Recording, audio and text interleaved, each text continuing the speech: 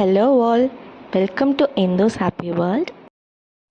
இன்றைக்கி பச்சைப்பயிர் வச்சு எப்படி தோசை மேக் பண்ணலாங்கிறது பார்க்கலாம். இதுதான் இன்றைக்கி என்னோடய அவுட்ஃபிட். அதுக்கு முன்னாடி ஒரு மினி ஷாப்பிங் போயிருந்தோம், அதுக்கான வீடியோ தான் இது. இது பாப்பாவுக்கு வந்துட்டு 2 சில்வர் செக்ஷன் பிளேட் வந்துட்டு வாங்கியிருந்தேன். அவகிட்ட பிளாஸ்டிக் தான் இருக்குது, ஸோ அதனால் நான் வந்துட்டு சில்வரில் வாங்கியிருந்தேன்.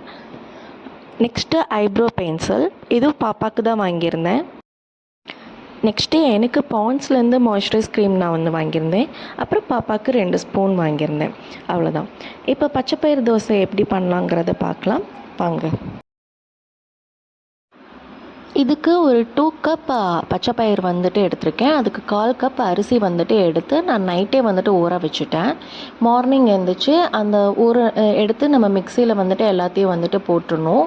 தண்ணியை வந்துட்டு கீழே வடிச்சிடாதீங்க, அந்த தண்ணியை யூஸ் பண்ணியே வந்துட்டு நம்ம வந்துட்டு அரைச்சிக்கலாம்.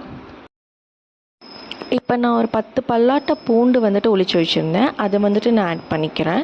உங்களுக்கு பூண்டு வந்துட்டு எப்படி எந்த மாதிரி செட் ஆகுங்கிறத பார்த்துட்டு நீங்கள் அதுக்கு தகுந்த மாதிரி ஆட் பண்ணிக்கோங்க. நான் ஒரு 3 வரமிளகா எடுத்துக்கிட்டேன். காரத்துக்கு தகுந்த மாதிரி வரமிளகா வந்துட்டு உங்களுக்கு செட் ஆகிற மாதிரி நீங்கள் பார்த்து வரமிளகாவும் ஆட் பண்ணிக்கோங்க. கொஞ்சோண்டு சீரகம் ஆட் பண்ணிக்கிட்டேன். அப்புறம் ஃபைனலாக நான் வந்துட்டு கல்லுப்பு வந்துட்டு ஆட் பண்ணிக்கிறேன். இப்போ இது நல்லா ஃபைன் பேஸ்ட்டாக அரைச்சி எடுத்துக்கோங்க. நம்ம வீட்டு குட்டீஸ் எல்லாம் வந்துட்டு பச்சைப்பயிறு வந்துட்டு வறுத்து கொடுத்தா சாப்பிட மாட்டேங்கிறாங்க, இல்லை குழம்பு மாதிரி பண்ணி கொடுத்தாலும் அதுவும் சாப்பிட மாட்டேங்கிறாங்க. என்ன பண்ணுறது, இந்த மாதிரி தோசை மாதிரி ஏதாவது பண்ணி கொடுத்தோம் அப்படின்னா அவங்களுக்கும் வந்துட்டு ஹெல்த்தியாக இருக்கும், நம்மளுக்கும் மனசு திருப்தியாக இருக்கும்.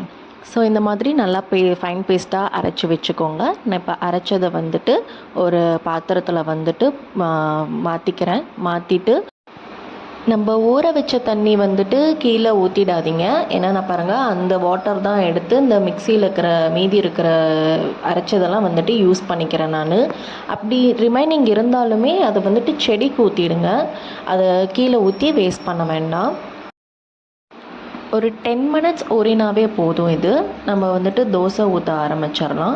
இப்போ வந்துட்டு நான் வந்துட்டு தோசை ஊற்றுறேன் பாருங்கள், எனக்கு நல்லாவே சாஃப்டாக நல்லாவே வந்துச்சு. இது வந்துட்டு நான் பாப்பாவுக்கு ஊற்றுறனால நான் நெய் வந்துட்டு ஆட் பண்ணிக்கிறேன் நான் தோசையில்.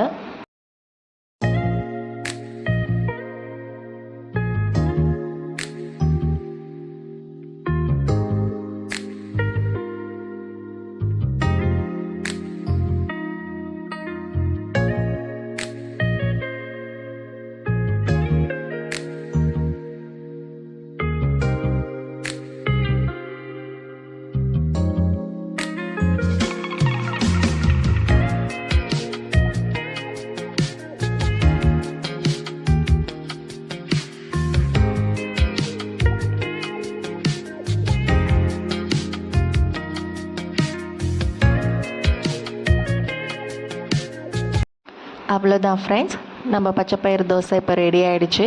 உங்களுக்கு இந்த வீடியோ பிடிச்சிருந்துச்சு அப்படின்னா மறக்காமல் லைக் அண்ட் சப்ஸ்கிரைப் பண்ணுங்கள். Thank you and love you all.